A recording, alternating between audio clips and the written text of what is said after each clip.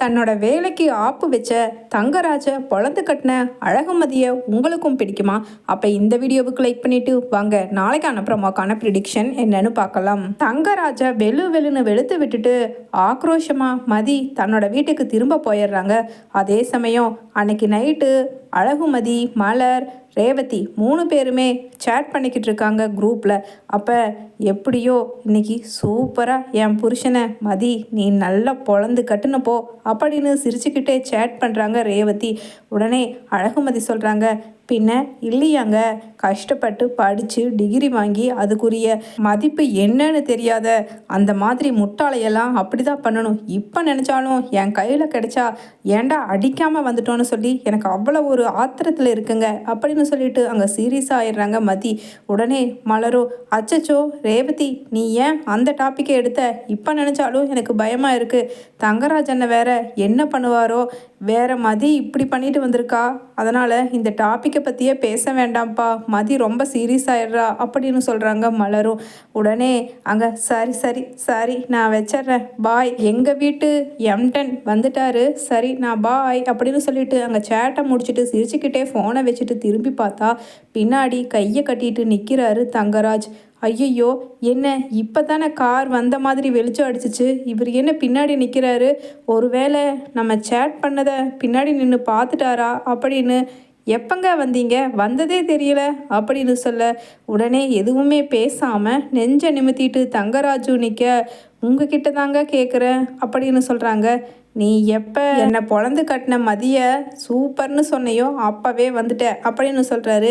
அது சரி, எப்படி மதிக்கிட்ட? நான் தான் அவளோட வேலைக்கு ஆப்பு வச்சேங்கிறத சொன்னேன் அப்படின்னு கேட்குறாரு. அது வந்து நான் சொல்லலைங்க அப்படின்னு ரேவதியும் பயந்துக்கிட்டே சொல்ல உடனே பலார்னு விடுறாரு ரேவதிக்கு தங்கராஜ். உடனே ரேவதியும், ஏங்க அடிக்கிறீங்க, அதுதான் நான் சொல்லலைன்னு சொன்னேன்ல அப்படின்னு பல்ல தட்டி கையில் கொடுத்துடுவேன். என்கிட்டயே போய் சொல்கிறியா? நான் எல்லா உண்மையையும் தெரிஞ்சுட்டு தான் வந்து கேட்குறேன் அப்படின்னு சொல்ல, அது நீங்கள் பண்ணது தப்பு தானுங்க. மதி பாவம், நல்லா படிக்கிற பொண்ணு, கை நிறைய சம்பாதிக்கணும், நிறைய வாழ்க்கையில் முன்னேறணும்னு நிறைய ஆசையோடு தானே அவள் வேலைக்கு போய்கிட்டு இருந்தா, அதை கெடுத்தது தப்பு தானே, அதனால தான் நான் சொன்னேன் அப்படின்னு சொல்ல உடனே மறுபடியும் இந்த கணத்தில் பலார்னு அரைகிறாரு. அரைஞ்ச விசையில் அப்படியே போய் சுவரில் மோதி அப்படியே தலை ரத்தம் வருது.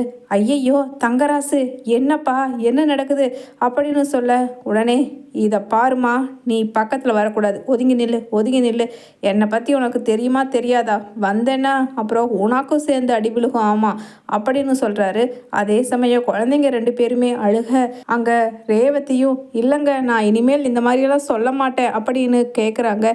இல்லடி இல்லை, உனக்கு என்னை பற்றி பயம் கொஞ்சம் கூட இல்லை, அன்னைக்கு நைட்டு இப்படித்தானே வெளியில் நிப்பாட்டுனேன், அதுக்கப்புறமாவது நீ திருந்தி இருக்கியா அப்படின்னு சொல்கிறாரு அங்கே தங்கராஜ். அதே சமயம் அங்கே குழந்தைங்க கீழே கிடக்கிற அடியில் கீழே கிடக்கிற ஃபோனை அப்படியே தூக்கிட்டு போயிடுறாங்க. போய் உள்ள ரூமில் உட்காந்து யாராவதுக்கு ஃபோன் பண்ணி அப்பா அம்மாவை அடிக்கிற விஷயத்த சொன்னால் வந்து நம்ம அம்மாவை காப்பாற்றுவாங்கல்ல அப்படின்னு சொல்ல உடனே பெரிய குழந்தை, சரி எனக்கு தெரிஞ்சு அம்மா மதியத்தை அதுக்கப்புறம் மலர் அத்தை கிட்ட தான் அடிக்கடி நிறையா பேசியிருக்காங்க. இப்போ கூட ரீசெண்டாக கால் பண்ணது மதி அத்தைக்கு தான், ஃபோன் பண்ணி பேசுவோம் அப்படின்னு சொல்லிட்டு அந்த குழந்தை, அத்தை நாங்கள் பேசுகிறோம் அப்படின்னு சொல்லிட்டு அவங்க சொல்கிறாங்க.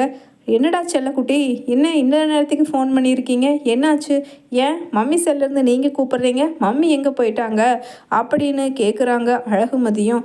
மம்மியை டேடி போட்டு அடின்னு அடிக்கிறாரு, பயமாக இருக்குது, வந்து எங்கள் அம்மாவையும் எங்களையும் காப்பாற்றி கூட்டிகிட்டு போங்க, அம்மா நெத்தியில் ரத்தம் கூட வருது அப்படின்னு சொல்லிட்டு அங்கே குழந்தை சொல்ல அழகுமதியோ, என்னது அம்மாவை அடிக்கிறாங்களா, சரி பயந்துக்க வேண்டாம் நாங்கள் வர்றோம் அப்படின்னு ஃபோனை வச்சுட்டு வெளியில் வர்றாங்க அழகுமதி.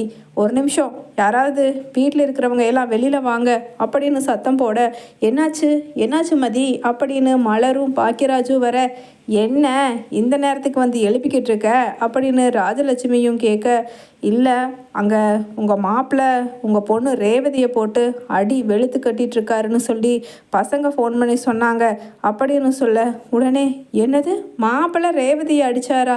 அப்படியெல்லாம் அடிக்கக்கூடிய ஆளே கிடையாதே அவர், என்ன தப்பு பண்ணுனா ரேவதி அப்படின்னு சொல்ல, உடனே எப்படி நீங்களே சொல்கிறீங்க ரேவதி தான் தப்பு பண்ணியிருப்பாங்கன்னு? ஏன் அவர் பண்ணியிருக்கக்கூடாதா? எப்போ பார்த்தாலும் பொம்பளைங்களையே இலக்காரமாக நினச்சி பேசிக்கிட்டு இருக்கிறது அப்படின்னு சொல்லிட்டு பாக்யராஜ் சொல்கிறாரு, என்னப்பா மதி சொல்கிற, ரேவதி அங்கே அழுதுகிட்டு இருக்குமே, சீக்கிரமாக போகலாம் வாங்க அப்படின்னு எல்லாருமா சேர்ந்து தங்கராஜ் வீட்டுக்கு போகிறாங்க. அதே சமயம் அங்கே தங்கராஜ் அத்தை வாங்க மாமா வாங்க அப்படின்னு கூப்பிட்றாரு. என்ன மாப்பிள்ளை பிரச்சனைன்னு சொல்லி பசங்க ஃபோன் பண்ணாங்க அப்படின்னு சொல்ல, ஓஹோ அதுக்குள்ளே குட்டிச்சாத்தானுங்க உங்களுக்கு ஃபோன் பண்ணிருச்சுங்களா? இவ பெற்று வச்சது தானே, அப்புறம் எப்படி இருக்கும் அப்படின்னு மனசுக்குள்ளே நினச்சிட்டு, மாமா இந்த அடி இவளுக்கு இத்தனை வருஷத்தில் விழுந்ததே கிடையாது, இன்னைக்கு தான் அந்த அளவுக்கு நான் அடிச்சிருக்கேன். ஏன் தெரியுமா? என் ரகசியத்தை நான் தொழில் பண்ணுறவ, எனக்கு இருக்கிற எத்தனையோ விஷயங்களில் சீக்ரெட்டாக நான் மெயின்டைன் பண்ணுற விஷயத்த தேவையில்லாமல் அதை வெளியில் சொல்லி இப்படி அடி வாங்கிக்கிட்டா அப்படின்னு சொல்கிறாரு. உடனே என்னத்தடி நீ சொல்லி தொலைஞ்ச ரேவதி அப்படின்னு சொல்ல, உடனே மதி சொல்கிறாங்க, என்னோட வேலைக்கு அந்த கரஸ்பாண்டன்ட் கிட்ட பேசி ஒலை வச்சதே உங்கள் மாப்பிள்ளை தான்னு சொல்லி உண்மையை என்கிட்ட சொன்னதுக்கு தான் இந்த அடி அடிச்சிருக்காரு போட்டு இவங்களை அப்படின்னு சொல்கிறாங்க. அடி பாவி, என் பிள்ளைய அடி வாங்க வச்சது நீதானா?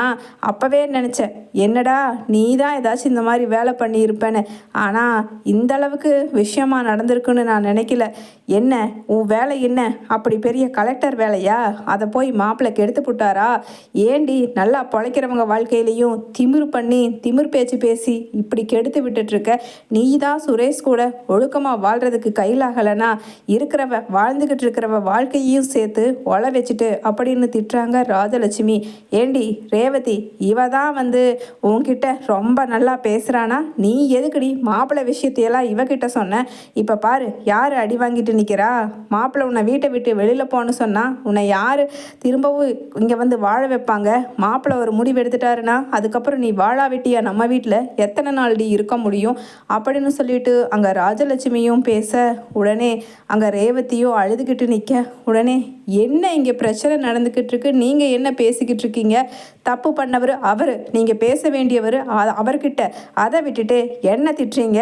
இவங்க பொண்ணு ரேவதியை திட்டுறீங்க. இது உங்களுக்கே அசிங்கமாக இல்லையா? நீங்கள் அழுகாதீங்க, முதல்ல அக்கா நீங்கள் போய் ஃபர்ஸ்ட் எய்ட் பண்ணுறதுக்கு ஏதாவது இங்கே இருந்தால் எடுத்துகிட்டு வாங்க அப்படின்னு நெத்தியில் வழிகிற ரத்தத்துக்கு பேண்டேட் ஒட்டி, இதுக்கு மேலே இந்த மாதிரி ஆம்பளைங்க திமிரை அடக்கணும்னா வாங்க போலீஸ் ஸ்டேஷனில் போய் இப்போவே கம்ப்ளைண்ட் கொடுப்போம் அப்படின்னு ரேவதியை கூட்டிகிட்டு போய் அங்கே போலீஸ் ஸ்டேஷனுக்கு போகிறாங்க. அதே சமயம் சரி நாளைக்கு காலையில் வந்து இந்த ஃபைலெல்லாம் நான் கையெழுத்து போட்டுடுறேன், இப்போ நான் வீட்டுக்கு கிளம்புறேன் அப்படின்னு இங்கே பிரச்சனையை எதையுமே தெரிஞ்சுக்காம வீட்டுக்கு கிளம்புறாரு சுரேஷ். அதே சமயம் சார் நாங்கள் ஒரு கம்ப்ளைண்ட் கொடுக்கணும் அப்படின்னு சொல்லிட்டு மதி சொல்ல, என்னடி உனக்கு பிரச்சனை? திரும்பவும் என் மேலே நான் எந்த தப்புமே செய்யலையே, எங்கள் வீட்டு ஆளுங்க மேலேயா கம்ப்ளைண்ட் கொடுக்கறதுக்கு வந்திருக்க அப்படின்னு சொல்ல, இல்லை நான் கொடுக்க வரல, உங்கள் அக்கா ரேவதி கொடுக்க வந்திருக்காங்க அப்படின்னு நகர்ந்து நின்று ரேவதியை காட்ட, அக்கா என்னக்கா நெத்தியில் காயம் அப்படின்னு சுரேஷும் பதறி போகிறாரு. உடனே என் புருஷன் தங்கராஜ் மேலே நான் கம்ப்ளைண்ட் கொடுக்கணும்ப்பா அப்படின்னு அங்கே சொல்கிறாங்க ரேவதியும். ஏன்க்கா என்ன பண்ணாரு மாமா அப்படின்னு சொல்ல, என்ன அடித்து உதச்சி இந்த மாதிரி ரத்தம் வர வச்ச